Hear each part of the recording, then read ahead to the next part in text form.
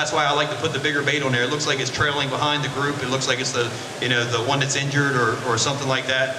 And it tends to get more bites that way. You can switch this up.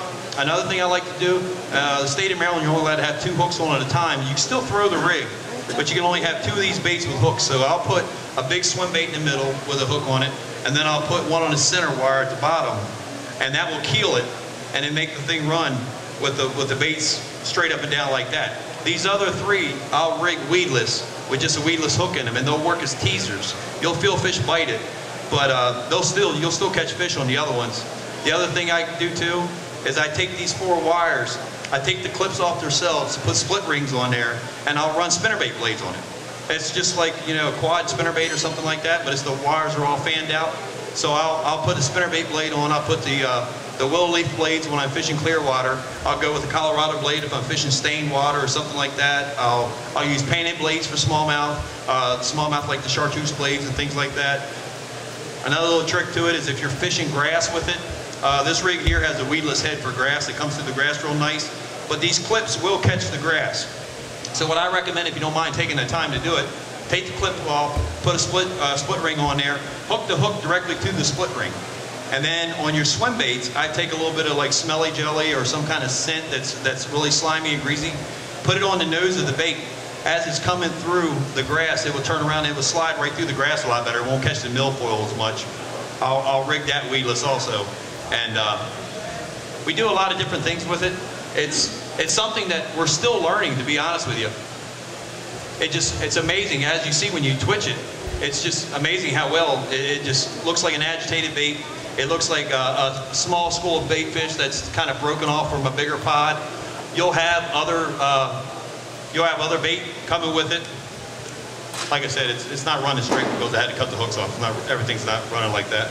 But I like using grubs on it, different types of grubs, things with curly tails, especially when I want to fish it real slow, because you don't have to necessarily fish it real fast.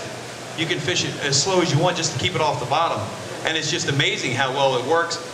You can adjust these wires also depending on how you want the school to look. Do you want the school to be a smaller school? You bend the wires in a little closer. You want it to be bigger. Fish it a little slower presentation, bend the wires out, make it a little flatter, make the rig look a little bigger, like a bigger school of fish. You can do the same thing. You can throw spinnerbaits on it. If you throw spinnerbaits on it, you're going to kill your shoulder because it weighs a ton with 5 spinnerbaits on there. But it's crazy how well it looks in the water.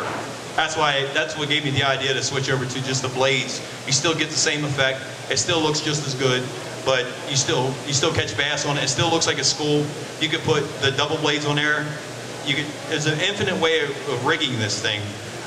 It's really amazing how well it works. Some of the things I like to do also is I change out the jig heads, and I try to match the jig heads with the head that I'm using up here, and according to whatever type of forage that you have. If you have threadfin shad or something like that, I use the silver heads. I have a chartreuse head that I use when it's yellow perch are running, things like that. It works really well. The places that I've used it is just, it's really not a wrong thing you can do with it. I can't stress that enough. Everybody's so worried about whether or not they're fishing it right. They're fishing it in the right spot or the wrong spot. But it's not a bait that's magical, that's going to just catch bass every single time you go out either.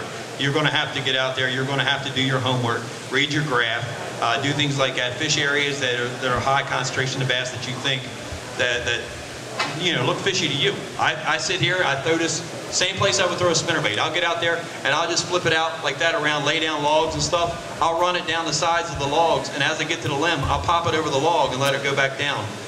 Those types of things I like to do. I fish it next to docks, and as I'm fishing it next to docks, I turn around, and as it's going next to the pylons, I'll drop it, and then I'll rig it back up, and then I'll drop it, and just keep running it back up and down. And it works really well.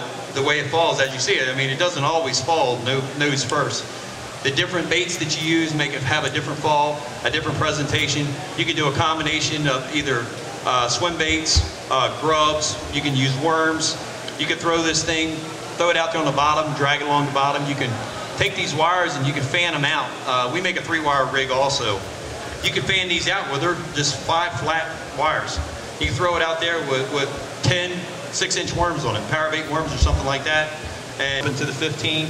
I'll run it down the edge. Sometimes I'll run it parallel to that drop and just sit on the edge of the drop and run it down through there. Try different depths too, because sometimes they're not gonna bite right at the 15-foot mark.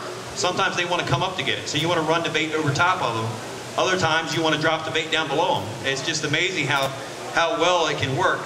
But I'll also stage my boat and sit it where I'm throwing into 15 or so feet of water, and I'll bring it out, and as it comes into that 30-foot drop and you know fish are holding on the edge, then I'll go ahead and I'll kill it and let it fall down that edge, and then continue the reel and yo-yo it up and down as it's coming over the edge. Sometimes I'll burn it as I'm clearing the shelf, something like that, and that'll trigger a bite. There's a lot of different speeds. I mean, you can't fish it too. If I'm fishing shallow water, you can run this thing across the surface and just keep popping it and make it look like a school of bait fish that are just, being preyed upon. And it's just unreal.